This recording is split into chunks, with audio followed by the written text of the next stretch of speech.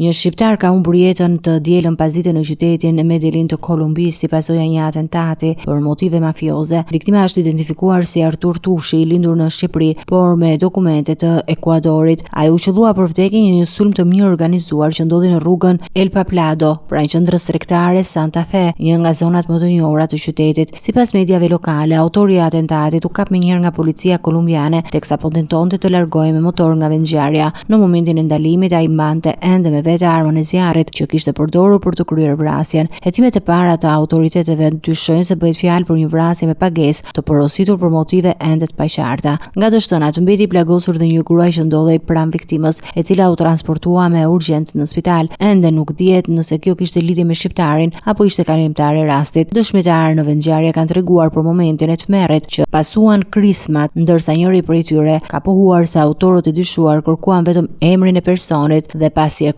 konfirmuan kryen atentatin pas një hezitim. Ngjarja ka tronditur komunitetin lokal dhe ka tërhiqur vëmendjen e mediave kolumbiane për shkak të mënyrës së ekzekutimit që ngjason me atentate tipike mafioze. Policia dhe prokuroria e Medellinit kanë nisur një hetim të gjerë për zbardhjen e plotë rrethanave dhe identifikimin e personave që mund të kenë urdhëruar vrasjen e shqiptarit Artur Tushi. Deri më tani autoritetet nuk kanë bërë të ditur motivin e saktë të krimit, por pista e lidhjeve me botën e krimit ndërkombëtar nuk përjashtohet.